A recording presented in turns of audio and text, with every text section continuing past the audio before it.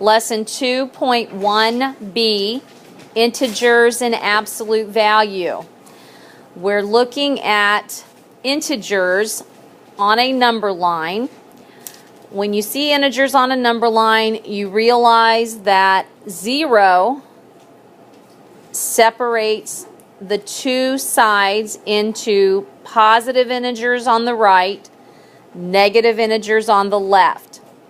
0 is neither positive nor negative.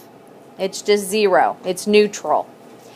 Integers are numbers that don't have decimals or fractions with them. Now, we're going to talk about absolute value. An absolute value of an integer is the distance the number is from 0 on a number line. Two vertical bars, they look like this. And they put a number in there and they show you absolute value of 3. Well, how far is 3 from 0 on the number line? So if I go 1, 2, 3, absolute value of 3 is 3. It's 3 units away. But if I look at the absolute value of negative 3, so it's over here on this side, and it takes 1, 2, 3 units to get to 0. So the absolute value of negative 3 is 3. Now, I do not want you to think the absolute value of the number is the opposite of that number. That is not true at all.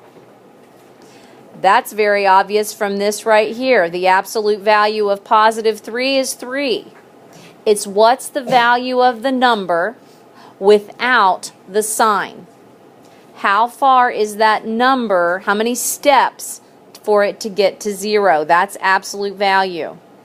Okay, back to our integers. You're going to be writing the integer of different situations. You're going to write the integer that represents the situation. So you're going to need to think about words like above and below. Above being positive and below being negative. And you're going to think about gain and loss, or deposit and withdrawal, or BC and AD. So you're thinking of positive values versus negative values. Right, the first example there says write an integer that represents 160 feet below sea level. You think of sea level as even or 0. So if it's below sea level, that's why it would be negative 160. All right, also I want to talk a little bit about this. So draw a very small number line on your paper.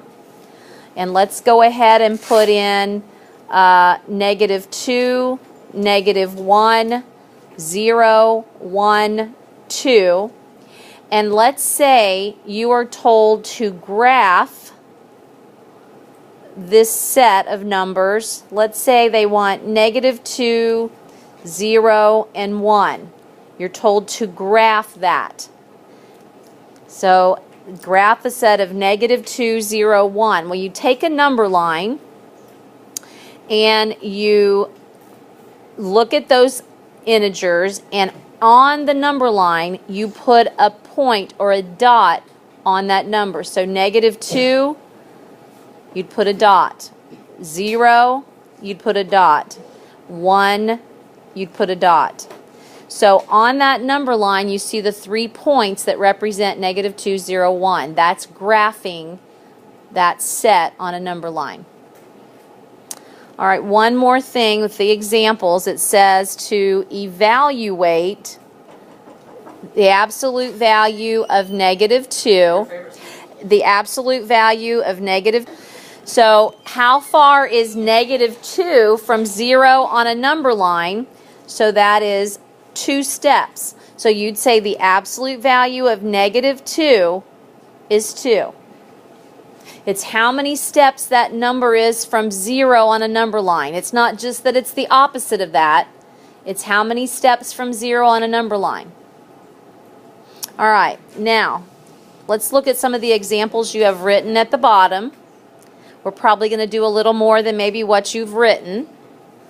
So I'm going to look at, write an integer for each situation. We'll go ahead and do the ones that you should have written down first.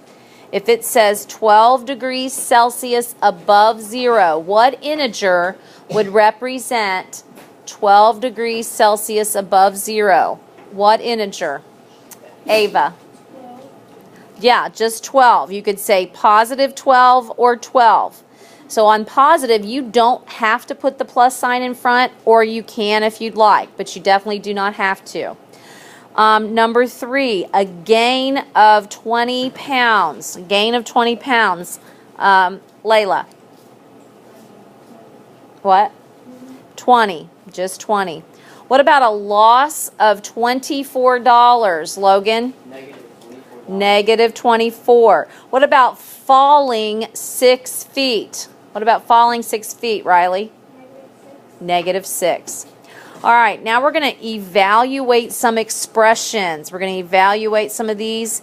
Tell what their value is without the absolute value sign. So the absolute value of 12 is what, Corey?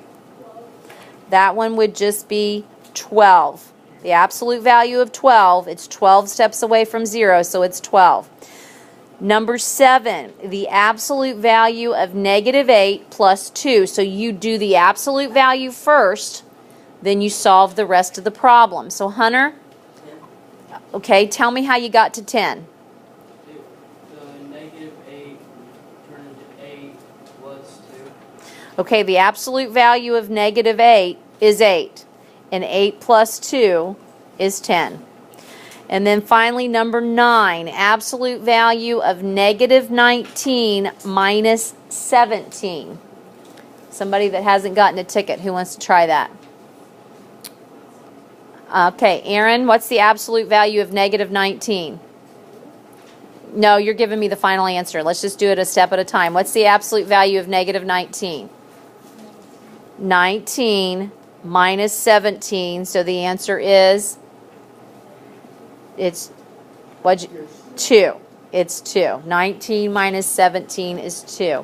I just want to point out, just like this one, number 8, absolute value of 6 plus the absolute value of 5. Well, the absolute value of 6 is just 6, and the absolute value of 5 is just 5. They don't change to the opposite. I've had some kids last period thinking that. Absolute value of 6 is just 6. It's 6 units from 0.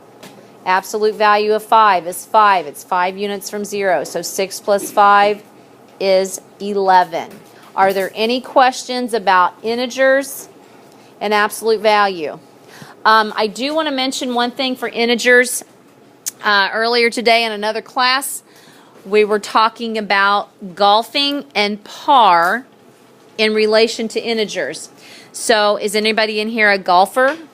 Does anybody understand golfing or what par is? What's par? Sean, what's par? Average strokes. Yeah, the average strokes. It's what they expect you to do. So if you walk up to a tee and it says it's a par 4, they expect you to take 4 strokes to get to the ball in the hole. Well, if you do 5, then you're over par, right? So that would be a positive. What if it was you hit 3? You're under par. So par is very similar to what number on a number line? Chloe? Yeah, it's like it's the 0 spot because that's where they expect you to hit. But you could either go more or less than that. So par is just like 0. All right, are there any other questions about integers and absolute value?